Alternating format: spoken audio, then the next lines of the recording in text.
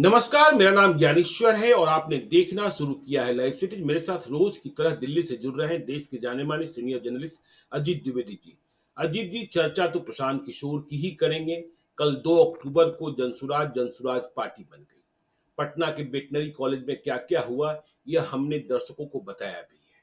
लेकिन देखिए, जो पॉलिटिकल पंडित हैं वह कहने लगे हैं। कल आपने कहा ही था कि प्रशांत किशोर अब निशाने पर लिए जाएंगे।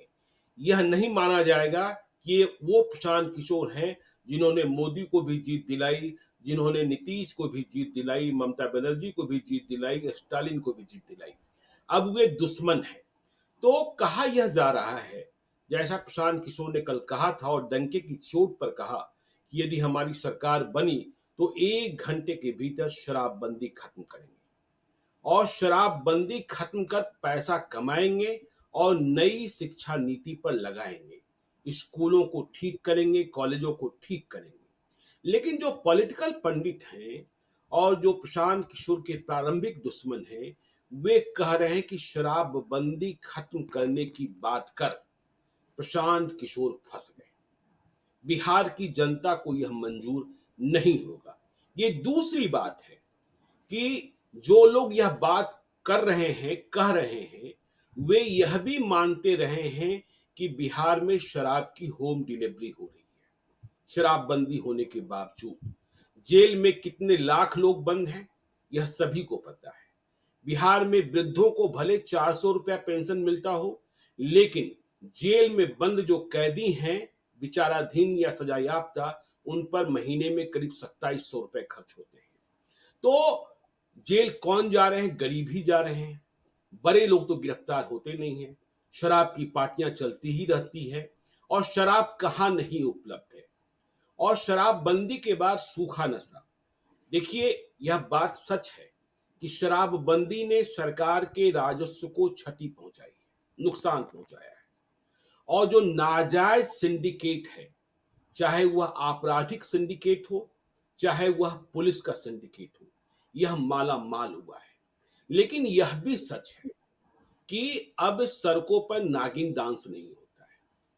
यह भी सच है कि लोग पी भी लिए तो घर जाकर चुपचाप सो जाते हैं, पत्नी को और पड़ोसी को प्रताड़ित नहीं करते। हाँ, कुछ शिकायतें आती रहती है।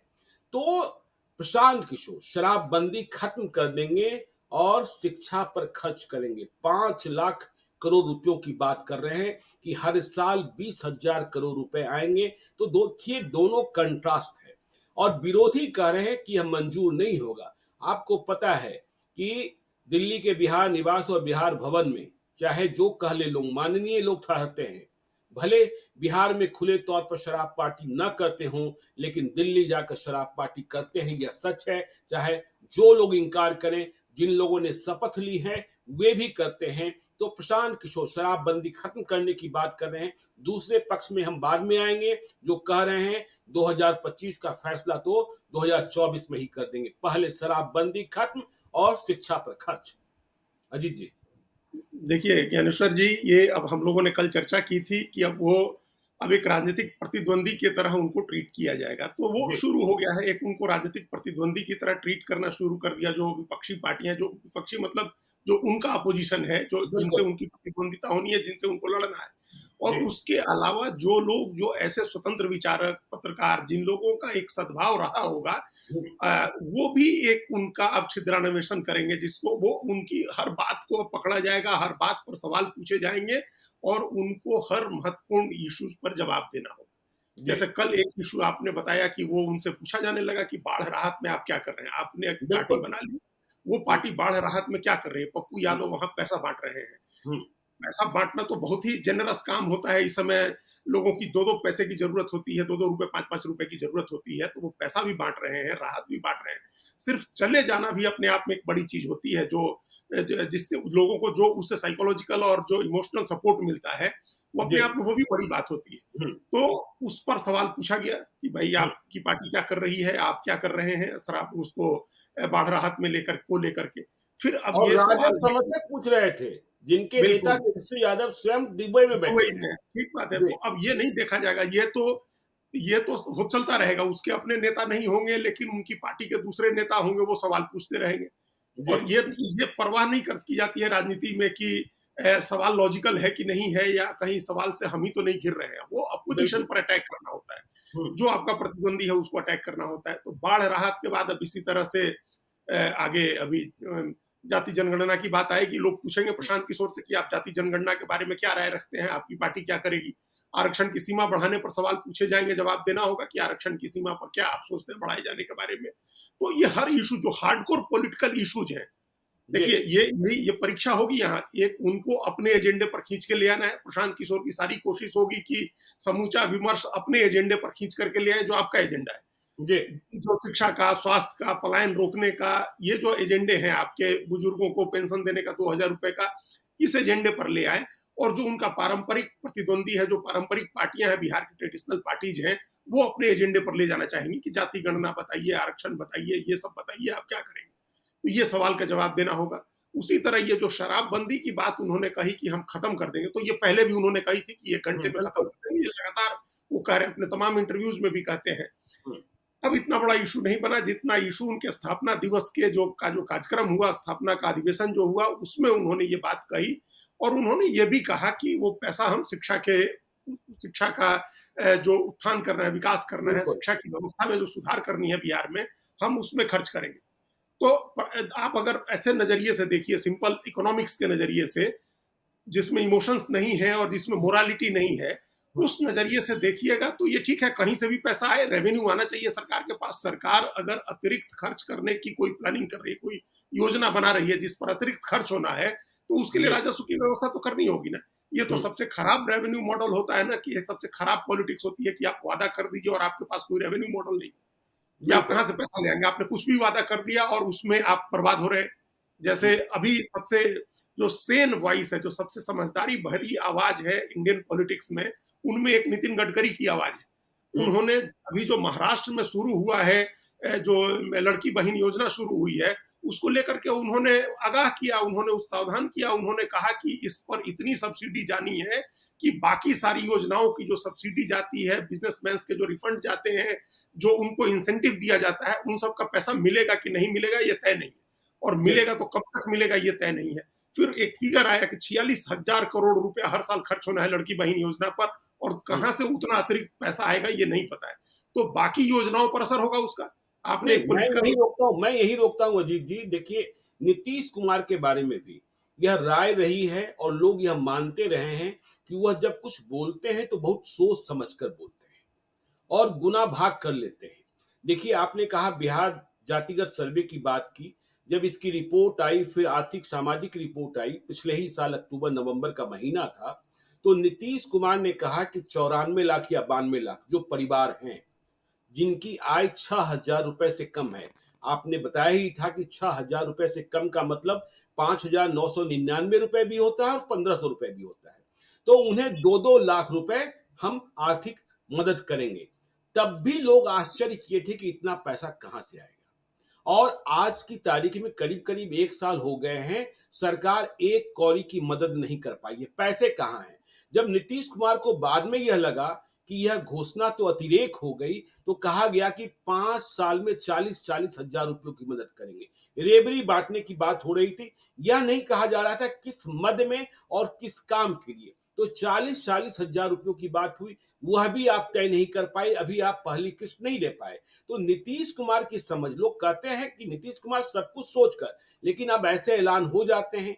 और प्रशांत किशोर ने अब तक जो कल उन्होंने ऐलान किया, हमने यह देखा, आपने भी यह देखा कि उन्होंने अरविंद केजरीवाल की तरह या भाजपा और दूसरे सरकारों की तरह कोई रेवड़ी बांटने का ऐलान अभी नहीं किया है। हाँ, तो वो वही है। तो जो हमने जहाँ बात छोड़ी अभी, वो नितिन जी, गडकरी जो कह रहे थे, तो 46,000 करोड़ रुपया अगर अतिरिक्त खर्च करना है, तो अगर आप उतना रुपया का अतिरिक्त इंतजाम नहीं करेंगे तो दूसरी योजनाएं सफर करेंगी, दूसरे कहीं ना कहीं से आपको कटौती करनी होगी। वो हमारे आपके घर के इंडिविजुअल बजट में भी होता है, आपके संस्थान में भी होता है और सरकार में भी होता है। बिल्कुल। पैसे का स्रोत असीमित नहीं है। आपको जो हुँ, सीमित स्रोत से जो पैसा आता है, उसी में से अगर आप एक मद में ज्यादा खर्च कीजिएगा तो दूसरे मद में आपको कटौती करनी हुँ, होगी। एक तो ये मॉडल होता है। लेकिन आपके पास क्या इतना राजस्व है, ये एक बड़ा दूसरा सवाल होता है कि हुँ, आप कटौती करके भी दे सकें, कटौती करके भी कोई दूसरी स्कीम चला सकें, क्या इतना पैसा है, इतना राजस्व आता है आपके पास?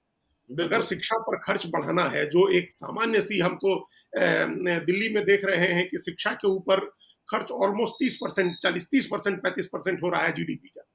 हुँ, 48% के करीब शिक्षा और स्वास्थ्य मिला करके लगभग आधा बजट सरकार अपना शिक्षा और स्वास्थ्य के ऊपर खर्च करने की बात कर रही है, कर भी रही है।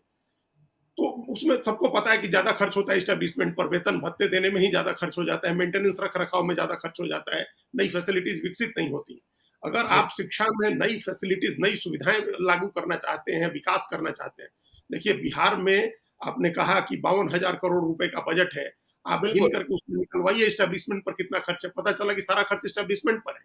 जी, शिक्षकों का वेतन देने में, शिक्षकेतर कर्मचारियों का वेतन देने में, इमारतों के रख रखाव में, उसके बिजली पानी का बिल भरने में, पेंशन में, सारा खर्च उसमें जा रहा है। जी। नई नई फैसिलिटी, नया स्कूल खोलने के लिए आपके पास पैसा ही नहीं है। हुँ, आप अगर कोई नया प्रयोग करना चाहते हैं, अच्छी गुणवत्ता वाले शिक्षक ले आना चाहते हैं, तो उसके लिए आपके पास पैसा नहीं है वेतन देने के लिए। तो ये संकट होता है। तो इसमें बिहार का जो अभी अभी रेवेन्यू है, उस रेवेन्यू में आप किसी दूसरी जगह से काट करके भी आप शिक्षा में अतिरिक्त खर्च नहीं कर सकते, हुँ, क्योंकि कहीं से भी काटने की गुंजाइश नहीं है। हर जगह तो मिनिमम खर्च पर काम चल रहा है, और हर बिल्कुल। जगह मिनिमम खर्च पर काम करते हुए भी आप डेफिसिट में हैं। हर हुँ, साल घाटे का बजट पेश होता है, हर साल कर्ज लेने की नौबत आती है, और फिर उस कर्ज का ब्याज चुकाने में जाता है आपका रेवेन्यू का ज्यादा हिस्सा। तो अतिरिक्त रेवेन्यू कहां से आएगा? राजस्व की जी, व्यवस्था तो करनी होगी अगर आप शिक्षा में, स्वास्थ्य में, या किसी भी चीज में सुधार करना चाहते हैं। जैसे नीतीश कुमार ने ही कहा कि हम 94 लाख परिवारों को 2-2 लाख रुपए देंगे, 40-40 हजार रुपए की किस्त सालाना भी देंगे, तो उसके लिए कोई पैसा नहीं है। उनकी हुँ, सरकार ने या उन्होंने नहीं बताया कि आप ये कहां से ले आएंगे। अभी ये कोर्ट का एक रूलिंग भी है कोर्ट की, और ये कंपलसरी करने की बात है। अभी ऐच्छिक तो है ही कि कोई भी पार्टी योजना घोषित करे तो वो बताए कि पैसा कहां से ले आएगी, इस काम के लिए रेवेन्यू कहां से आएगा। ये कंपलसरी करना चाहिए है हर पार्टी के लिए, हर दल के लिए, हर चुनाव में, हर स्टेट में, कि कोई भी पार्टी ये घोषणा करती है या कोई भी सरकार किसी योजना का ऐलान करती है, तो वो बताएगी पैसा कहां से आएगा, इस बिल्कुल। काम के लिए फंड कहां से आएगा। अतिरिक्त रेवेन्यू का आप इंतजाम करेंगे या मौजूदा रेवेन्यू में से कहीं से कट करके आप काम चलाएंगे, जी, ये बताना सबसे पहली जरूरत है। तो और इस मामले में अगर इस लिहाज से देखें, एक इकोनॉमिक मॉडल जिसमें हमने कहा कि मोरालिटी नहीं हो, तो हुँ, आप कह सकते हैं कि ये अच्छा प्लान है कि हम 20,000 करोड़ रुपए का राजस्व शराब से ले आएंगे। शराब के ऊपर जो आबकारी का जो टैक्स आता है, उस टैक्स से, उत्पाद शुल्क जिसको बोलते हैं, उस हुँ, उत्पाद शुल्क से हम 20,000 करोड़ रुपया आएगा और हम उसको शिक्षा पर खर्च हुँ, करेंगे। इस लिहाज से, इकोनॉमिक मॉडल के लिहाज से, फाइनेंशियल के लिहाज से, इसमें मोरालिटी नहीं है। जी, अगर आप मोरालिटी भी ले आएंगे, राजनीतिक नैतिकता या इथिक्स की बात आएगी कि शिक्षा एक पवित्र विषय है, हुँ, अगर उसकी बात ले आएंगे तो उस पर शराब का पैसा खर्च करने की बात आप कैसे कर सकते हैं? बिल्कुल। देखिए, ये बड़ी बात है, हुँ, और इसके बारे में इसकी एक हिस्ट्री है। हम इसलिए ये बात कर रहे हैं क्योंकि इसकी एक हिस्ट्री है। हमने इसका जिक्र इसलिए किया, हुँ, 1939 में जब प्रांतीय सरकारें बनी थी अंग्रेज के जमाने में पूरे देश में, जो हुँ, गवर्नमेंट ऑफ इंडिया एक्ट 1935 था, 1935 का जो भारत सरकार का कानून था, भारत सरकार मतलब जो भी अंग्रेजों की सरकार थी उसको बिल्कुल। भी गवर्नमेंट ऑफ इंडिया ही बोलते थे। तो हुँ, गवर्नमेंट ऑफ इंडिया एक्ट 1935 के तहत प्रांतीय असेंबली के चुनाव हुए थे, विधानसभाओं के, और उस समय बॉम्बे प्रोविंस होता था। जी, तो बॉम्बे प्रोविंस में जो सरकार बनी थी कांग्रेस की, उस सरकार ने ये तय किया था कि हम शिक्षा की नई व्यवस्था लागू करेंगे और प्राथमिक शिक्षा मुफ्त करेंगे। जो अच्छा। प्राथमिक शिक्षा की व्यवस्था हम मुफ्त देंगे, ये 1939 की बात है। हुँ, और लेकिन अंग्रेज पैसा देने को तैयार नहीं हुए कि हम मुफ्त शिक्षा के लिए पैसा नहीं देंगे। और हुँ, ये देखिए, जितने भी आज की तारीख में जितने पिछ बिहार को बर्बाद करने वाले जो नेता हैं जिन्होंने शिक्षा को बर्बाद किया, और अंग्रेजों की मानसिकता में कितनी समानता है। वो भी नहीं चाहते थे कि लोग यहाँ शिक्षित हो जाए, वो भी नहीं चाहते थे कि बच्चे पढ़ लिख जाए। जी, फिर उनको लेबर कहाँ से मिलेगी, कहाँ से फिर वो हुँ, राज कर पाएंगे अगर लोग पढ़ लिख गए तो खैर वो एक अलग बात है, लेकिन अंग्रेजों ने पैसा देने से मना कर दिया। तो कांग्रेस की प्रोविंशियल गवर्नमेंट ने तय किया कि हम शराब के ऊपर टैक्स लगाएंगे। अंग्रेजों ने ही प्रस्ताव दिया, हुँ, तो इस पर कांग्रेस के लोगों ने विचार करना शुरू कर दिया बॉम्बे प्रोविंस के, कि हाँ, शराब के ऊपर कुछ अतिरिक्त टैक्स लगा करके और उसके पैसे से प्राथमिक शिक्षा मुफ्त कर देते हैं। बिल्कुल। तो महात्मा गांधी इस बात पर अड़ गए कि ये चीज नहीं होगी, ये काम नहीं हो सकता है। हुँ, शिक्षा पवित्र है और शराब के पैसे से शिक्षा नहीं दी जा सकती है। तब उसी समय गांधी ने एलिमेंट्री एजुकेशन का कॉन्सेप्ट दिया था, जिसको व्यावसायिक शिक्षा भी बोलते हैं, हुँ, जो अभी अभी नरेंद्र मोदी की सरकार जो नई एजुकेशन पॉलिसी ले आई है, इस न्यू एजुकेशन पॉलिसी में भी उसको लागू किया गया, शामिल किया गया है कि हुँ, बच्चों को कुछ कौशल की शिक्षा दी जाए, व्यावसायिक कौशल की शिक्षा दी जाए, उनको शिक्षित किया जाए, साथ में उनको कुछ-कुछ कौशल की ट्रेनिंग दी जाए, वो कुछ उत्पाद बनाएँ जिनको बेचा जाए और शिक्षा को आत्मनिर्भर बनाया जाए। बिल्कुल, तो ये बिल्कुल। और एलिमेंट्री स्कूल का विदेशों में भी तो यही होता है ना, अमेरिका के बारे में पढ़ बिल्कुल रहा होता था अजीत जी कि 8वीं क्लास तक तो कुछ पढ़ाया ही नहीं जाता है, बच्चे के भीतर क्या हुनर है, वह क्या बनना चाहते हैं, क्या सीखना चाहते हैं, पहले इसे रीड किया जाता है और फिर उसी हिसाब से आगे बढ़ाया जाता है। और देखिए मैं कल ही न्यूयॉर्क टाइम्स की रिपोर्ट पढ़ रहा था, यह देखिए इससे इतर बात हो जाएगी, लेकिन वहाँ प्रेसिडेंशियल चुनाव हो रहा है, हर कॉलेज में डिबेट हो रहा है। हर कॉलेज में डिबेट हो रहा है कि कौन अच्छा।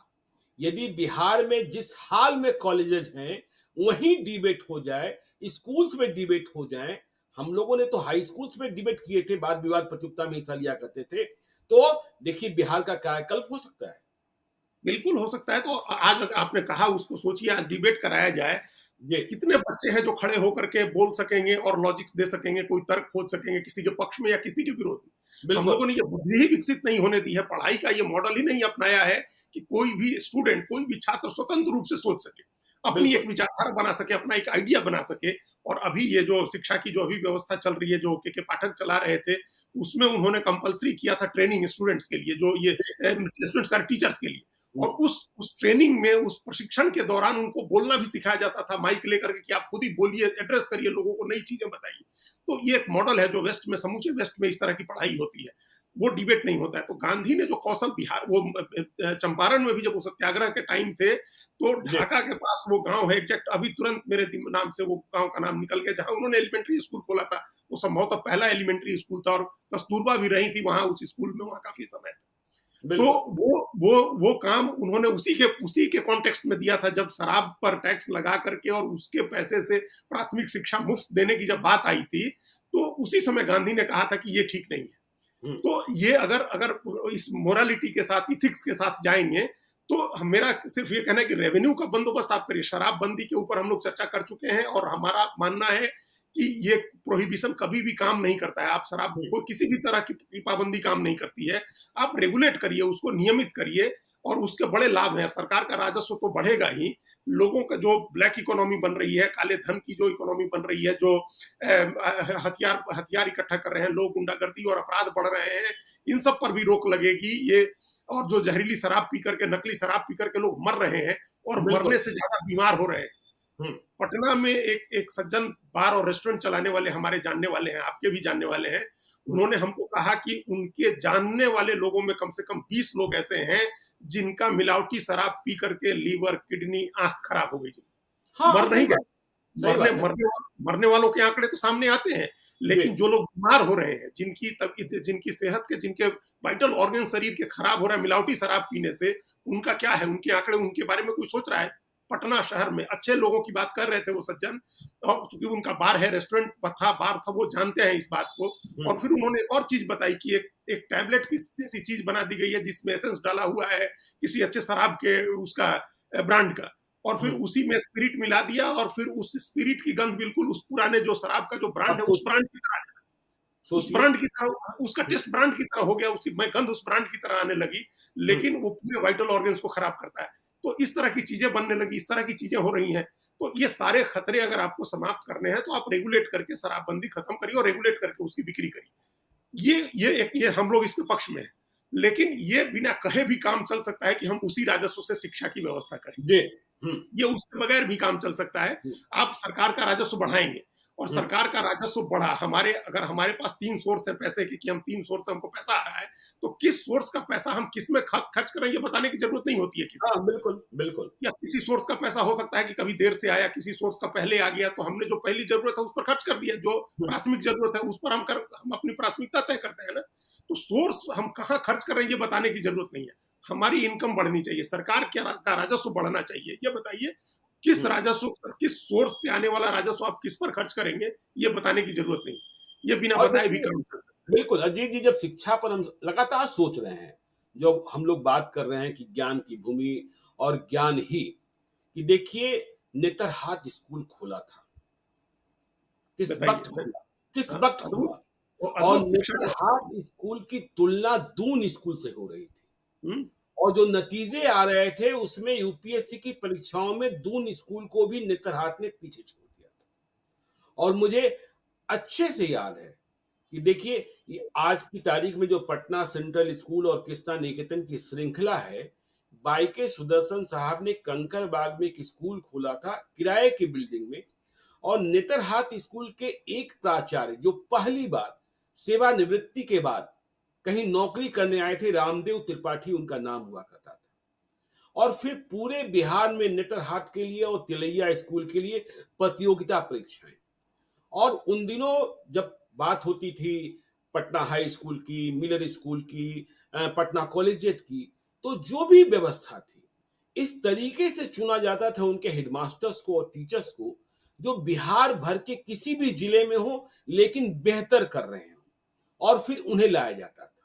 लेकिन 1990 के बाद क्या हुआ कि वहां भी जाति का दखल हो, जाति का शिक्षक हो, और फिर इसमें सब कुछ चौपट होता चला गया। बिल्कुल, आज भी किसी बच्चे के बायोडाटा में, हम लोग के पास बायोडाटा आता है बच्चों का, बच्चे जो अभी जर्नलिज्म में हैं, नए आए हैं या पुराने हैं, उसमें नेतरहाट से लिखा होता है, लिखी होती है शिक्षा की मैट्रिकुलेशन, उसने बिल्कुल। नेतरहाट से किया तो अपने आप सम्मान बढ़ जाता है उस बच्चे के जी। प्रति, उसको एक एक एडिशनल कुछ मार्क्स मिलते हैं कि वो हम्म। नेतरहाट से पढ़ा हुआ है। ये एक स्कूल था। उस तरह के कई स्कूल खुल सकते थे। वो गुरुकुल मॉडल पर स्कूल बना हुआ था और बिल्कुल गुरुकुल के अंदाज में चलता था। वैसे बहुत सारे स्कूल, वैसे प्रयोग होने चाहिए थे, लेकिन दुर्भाग्य से उस प्रयोग को भी विफल कर दिया गया। अब तो खैर बहुत ही स्थिति वहाँ उस स्कूल की भी खराब हो गई। अब झारखंड में है लेकिन अच्छी नहीं है हम्म। लेकिन सैनिक स्कूल तिलैया हो या नेतरहाट स्कूल हो, इसके लिए बच्चे, गार्जियन इसको एस्पायर करते थे कि उसका उनका बच्चा उस स्कूल में चला जाए। तो ऐसी व्यवस्था होनी चाहिए थी कि वैसे 100 स्कूल खुल जाए, 100 500 बिल्कुल। स्कूल खुल जाए, उस तरह की पढ़ाई हो, उस तरह की शिक्षा व्यवस्था हो, और उसके लिए अतिरिक्त राजस्व की जरूरत होगी, इसमें कोई संदेह नहीं है। और सरकार को बिना अपना राजस्व बढ़ाए, अगर कोई कहता है कि हम बहुत बढ़िया शिक्षा व्यवस्था कर देंगे, तो वो झूठ बोल रहा है, वो जनता की आंख में धूल झोंक रहा है। बिना आप राजस्व की व्यवस्था किए, एडिशनल रेवेन्यू जुटाए, आप नहीं कर सकते हैं। चाहे आपकी सदिच्छा, आपकी कितनी भी सदिच्छा हो, आपकी भावना कितनी भी अच्छी हो। तो इस लिहाज से हम उनकी बात को गलत नहीं मान रहे। तो हम शराबबंदी के, हम जो जिस रूप में शराबबंदी है वो नुकसान दे रहा है, ये हम मानते हैं, और रेगुलेटेड तरीके से उसकी बिक्री होनी चाहिए है, हम इसके पक्ष में हैं।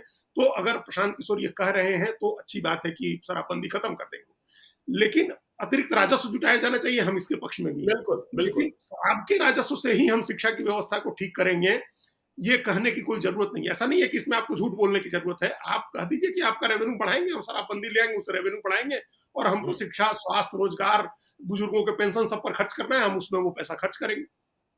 ये दोनों बातें अलग चलिए। अलग हैं। चलिए, तो देखिए ज्ञान की, शराबबंदी, जी बिल्कुल बिल्कुल नहीं, शराब। ज्ञान की बात जो है ना, बहुत जरूरी बात वो कर रहे हैं, और हम लोग का बड़ा इस पर इस पर बड़ा हम इमोशनल हो जाते हैं इस बात को लेकर के। और हमने आपके प्रोग्राम में कल कह दिया कि वो भगीरथ हो सकते हैं, ज्ञान की गंगा पुनर्जीवित करने वाले। काफी लोगों को ये बात बुरी लगी है। लोगों ने कहा कि ये कुछ ज्यादा नहीं हो गया अजीत जी, कि आपने भगीरथ से तुलना कर दी। हमने कहा कि ज्ञान की बात कोई कर रहा है, हमको अच्छा लगता है कि वो ज्ञान की बात कर रहे हैं, तो अजीत इसलिए जी, हमने कह दिया। अजीत जी, जब कल आपने भगीरथ की बात की, हमने कई नाम ले लिए। मुझे पटना के एक बड़े डॉक्टर ने रात को फोन किया और उन्होंने लिस्ट बता दी पटना के 10 बड़े डॉक्टरों की। ये हम्म। सारे सरकारी स्कूलों में पढ़े हुए हैं। बिल्कुल बिल्कुल। और आज की तारीख में आप बता दें कोई भी डॉक्टर जो सरकारी स्कूलों में पढ़कर निकला ठीक है, हो निकल गया। और ठीक है। उसने जिंदगी में कुछ हासिल कर लिया हो, हम्म। तो सरकारी स्कूलों की यदि व्यवस्था सुधर गई तो जात की नहीं, गरीब की स्थिति सुधर जाएगी। सुधर जाएगी। वही तो हम तो कम, बिल्कुल। बिहार, पूरे बिहार की सारी हाँ। समस्याएं ही दूर होनी शुरू हो जाएगी। आप एक बार शिक्षा तो बिल्कुल। सुधारिए। चलिए, तो खैर अब दूसरे पहलू पर चलते हैं। प्रशांत किशोर ने कल कहा कि जनसुराज पार्टी बन गई है, 2025 का इंतजार करना नहीं होगा, 2024 में ही नतीजा दे देंगे। और फिर उन्होंने लोगों से पूछा, क्या तैयार हैं आप? लोगों ने कहा तैयार हैं हम। तो प्रशांत किशोर कह रहे हैं कि देखिए 8 अक्टूबर को नतीजे आएंगे हरियाणा और जम्मू कश्मीर के। इसके बाद चुनाव की घोषणा होगी झारखंड की। और उम्मीद इस बात की जा रही है कि इसके साथ ही बिहार विधानसभा की 4 सीटों के लिए उपचुनाव का ऐलान भी होगा, जिसमें इमामगंज, बेलागंज, तरारी और रामगढ़। तो देखिए 3 सीटें तो महागठबंधन की सीटें हैं, मतलब इंडिया ब्लॉक की, और इमामगंज की सीट हम की है। तो प्रशांत किशोर का ऐलान, ये वो पहले भी कह रहे थे कि 2 अक्टूबर के बाद उपचुनाव होंगे तो हमारे उम्मीदवार सामने आएंगे। तो उन्होंने कल कहा क्या जीत कर दिखा दें? तो प्रशांत किशोर की परीक्षा तो शुरू हो गई और 2025 का इंतजार करना नहीं होगा। 4 सीट जीतने की बात कर रहे हैं। देखिए जो कोई लड़ता है वो जीतने की ही बात करता है। बात करता है, ठीक लेकिन बात है। यदि उन्होंने कुछ भी हासिल कर लिया तो फिर तो नई कहानी बिहार में लिखी जाने लगेगी और यदि आउट हो गए तो फिर वह भी कहा जाएगा। तो देखिए हम वो अभी हमारी दिलचस्पी सिर्फ इसमें होगी कि वो कैंडिडेट किस तरह से चुनते हैं। बिल्कुल। चारों सीटों के लिए चारों सीटों का बड़ा डिस्टिंक्ट और बड़ा एक यूनिक किस्म का सामाजिक गणित है, आप जानते हैं सब पर, और सब बड़े नेताओं के की सीटें हैं, चाहे वो सुरेंद्र यादव की सीट हो या जीतन राम मांझी की सीट हो या सुधाकर सिंह की सीट हो। ये सब बड़े और आजमाए हुए नेता हैं, पुराने नेता हैं, सब लोग काफी दिनों से लड़ते रहे हैं। इनकी सीटों पर दूसरी तरफ से किस तरह से कैंडिडेट आते हैं जो अब मुख्य प्रतिद्वंदी पार्टियां हैं, और प्रशांत किशोर कैसे कैंडिडेट चुनते हैं। जी। हुँ, प्रशांत किशोर का समीकरण क्या होता है, सामाजिक समीकरण वहाँ? हुँ। अगर जी। आरजेडी की तरफ से यादव कैंडिडेट आया और उसको चुनौती देने के लिए जेडीयू ने किसी और अत्यंत पिछड़ा कैंडिडेट दिया, तो प्रशांत किशोर क्या करेंगे? हुँ, प्रशांत किशोर किस तरह से कैंडिडेट चुनते हैं? हमारी दिलचस्पी नतीजों से ज्यादा प्रोसेस में है। जो हुँ। प्रक्रिया अपनाएंगे वो, जो जिस तरह से वो चुनाव लड़ेंगे, मेरी दिलचस्पी उसमें ज्यादा है कि वो पहला तो कैंडिडेट किस तरह से चुनते हैं, और उन दोनों पार्टियों के कैंडिडेट के मुकाबले कैसे चुनते हैं, और अपना कैसे, मतलब वो दोनों तरह से देखने की जरूरत होगी कि जी। उनके कैंडिडेट को ध्यान में रख के चुना या इंडिपेंडेंटली इन्होंने अपने हिसाब से कैंडिडेट चुना।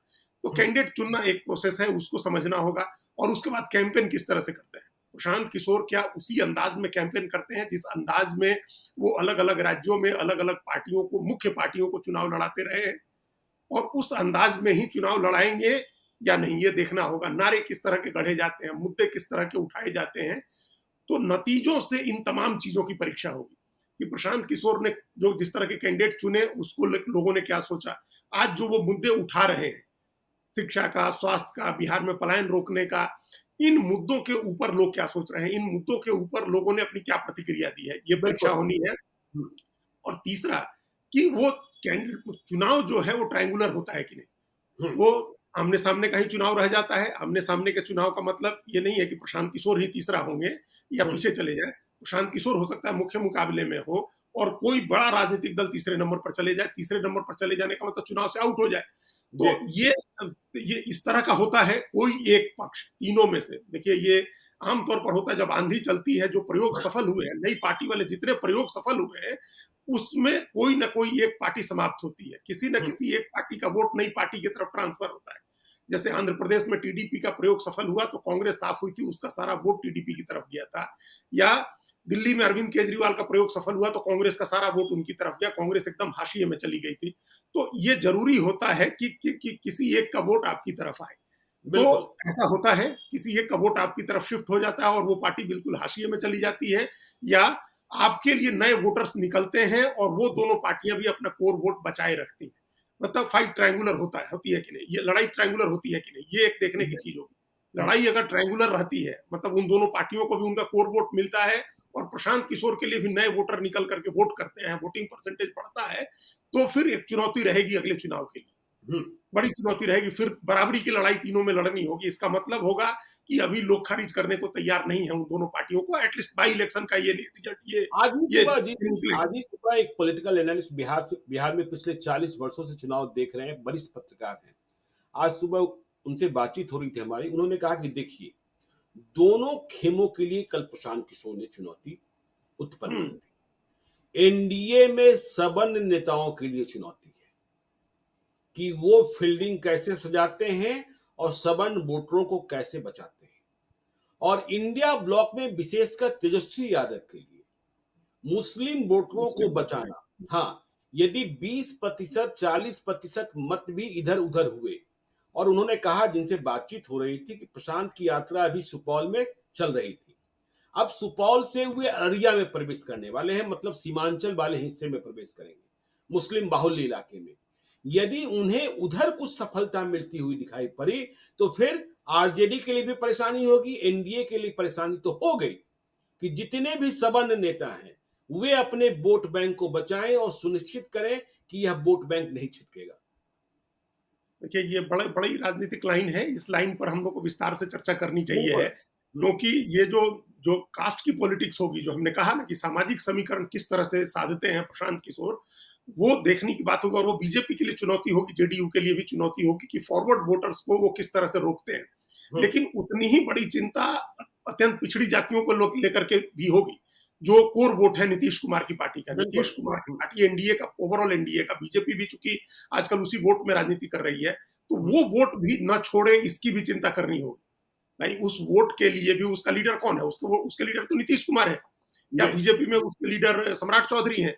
हुँ, तो उसका तो कोई नेता नहीं है ना, हुँ, उसका अपना कोई नेता नहीं है, उसके लेवल पर वैक्यूम है, उसका एक उसको अपना लीडर खोजना है। तो वो जी, प्रशांत किशोर में भी अपना नेता खोज सकता है, इसमें कोई ज्यादा हैरानी नहीं होगी कि वो ब्राह्मण को ही नेता खोज मान ले अपना। भाई वो खूब हुँ, मजबूत अगड़ी जाति को, यादव और कुशवाहा को मानने के बदले ब्राह्मण को ही तो नेता मान सकता है। तो बिल्कुल। ये देखना होगा कि अत्यंत पिछड़ी जातियां किस तरह से रिएक्ट करती हैं इस चुनाव में, बाई इलेक्शन में। और हुँ, मुसलमान वाला एंगल बहुत इंपॉर्टेंट इसलिए है क्योंकि आमतौर पर उपचुनाव में लोग बड़ी प्रतिबद्धता के साथ वोट नहीं डालते, बहुत हुँ, कमिटमेंट के साथ वोट नहीं डालते हैं। क्यों क्यों नहीं डालते हैं? क्योंकि उनको पता है कि इस उपचुनाव से सरकार की सेहत पर कोई फर्क नहीं पड़ना है। जी, सब जानते हैं कि अगर एनडीए हार भी जाए अभी, हुँ, तो उससे कोई नुकसान नहीं होना, सरकार तो चल ही रही है, सरकार को तो बहुमत है। लोग ये जी, भी मान रहे हैं कि अगर आरजेडी हार भी जाती है, तो हारी ही तो है ही, उसको 74, 75, 70 विधायक है, उससे क्या फ़र्क पड़ता है कि ये और हार जाए। हुँ, तो ऐसी स्थिति में लोग गठबंधन बदल भी करते हैं, दल भी छोड़ते हैं, जातीय आधार भी छोड़ते हैं, बड़े बेमन से वोट करते हैं। आप देखिएगा बाई इलेक्शन में हमेशा पोल परसेंटेज कम रहता है। तो बिल्कुल। मुसलमान को भी पता है कि अगर इस समय आरजेडी हार भी जाएगी तो कोई फ़र्क नहीं पड़ना है, तो प्रशांत किशोर को वोट दे सकता है। हुँ, तो ये इसलिए लोग विधानसभा उपचुनाव नहीं में आपने आमतौर पर इस देखा तरह था, का होता गोपालगंज में मुसलमानों ने ओवैसी की पार्टी को वोट देकर, है। बिल्कुल, दे ही दिया, मुजफ्फरपुर में ओवैसी की पार्टी को देकर दे दिया, आरजेडी को हरवा दिया था ना? करवा दिया था। तो हाँ, वो बाई इलेक्शन है, इसलिए उनको लगता है कि इससे कोई बहुत फ़र्क नहीं पड़ना है। प्रयोग जी, करके देखते हैं और फिर वो जो जिन जिन जो उनको अपना बंधुआ समझते हैं, उनको इन चुनावों के ज़रिए मैसेज भी देते हैं कि बिल्कुल। आपके लिए एक मैसेज भी होता है ये, उस जैसे आरजेडी के लिए मैसेज किया कुढ़नी से लेकर के और गोपालगंज तक। तो हुँ, ये ऐसा हो सकता है कि उपचुनाव में लोग आ जाएँ प्रशांत किशोर के साथ और प्रशांत किशोर को सफलता भी मिल जाए, कुछ सीटें जीत भी जाएँ। लेकिन मेरे लिए वो प्रस्थान बिंदु नहीं होगा 2025 के जी, चुनाव का। हुँ, हुँ, 2025 उससे तय नहीं होगा। हुँ, क्योंकि ये हम उसके साक्षी थे 1994 के वैशाली चुनाव में। हम लोगों ने बड़ी मेहनत उस समय जी, की थी, बड़ी बिल्कुल। भागदौड़ की थी, हमारे बगल से कॉन्स्टिट्यूएंसी थी और हम लोग, एक बड़ा आइकॉनिक लड़ाई हो गई थी कि भई श्यामा सिन्हा लड़ रही हैं और उषा सिंह लड़ रही हैं और लवली आनंद आ गई हैं लड़ने। इस तरह के ये इस श्यामा सिंह लड़ रही थी, किशोरी सिन्हा लड़ रही थी? किशोरी सिन्हा हाँ, लड़ रही थी। हाँ, जी, किशोरी सिन्हा लड़ रही थी और तो लड़ाई ट्रायंगुलर हो गई है कि 3-3 राजपूत कैंडिडेट, 2-2 राजपूत कैंडिडेट आपस में भिड़ गए हैं, क्या होगा? इस तरह की बातें जी, थी और आनंद मोहन एक इमर्जिंग फिगर थे। तो हुँ, हम लोग फिर सब लोग उस समय जो अपनी एक्टिविटी अपने उस हिसाब से कर रहे थे और उसके बाद जो एक सोच आई थी आनंद मोहन के मन में कि अब हम बिहार जीत लेंगे। हम बाई इलेक्शन बिल्कुल। जीत गए लवली आनंद वैशाली में और हुँ, उसके बाद लगा कि अब तो हम बिहार जीत ही लेंगे, अब तो बिहार तैयार है बदल देने के लिए, बिहार हुँ, आर-पार की लड़ाई के लिए तैयार है। तो वो उन्होंने आर-पार की लड़ाई का नारा दे दिया और बिहार पीपुल्स पार्टी बना करके चुनाव में उतर गए और 324 सीटों में से सिर्फ 1 सीट मिली थी खगड़िया जिले में। जी, तो ये अपने खुद भी 3 जगह से आनंद मोहन चुनाव लड़े थे और 1 जगह से भी नहीं जीत सके थे, जबकि ऐसी आइकॉनिक लड़ाई वो 1 साल पहले, क्या 1 साल से भी कम, 1 साल पहले जीते थे वैशाली। तो हुँ, वो उन्होंने मान लिया था कि अब हम जीत ही जाएँगे क्योंकि बिहार अब तैयार है बदलाव के लिए। जबकि बिहार उस समय तैयार नहीं था। बाई इलेक्शन में वही फेनोमेनन काम करता है जो उस समय कर रहा था, आज भी कर रहा होगा। तो अगर बाई इलेक्शन में कुछ सफलता मिल भी जाती है, तो ये इस बात की गारंटी नहीं होगी कि आगे आप निश्चित रूप से सफल हो जाएँगे इसी मॉडल पर।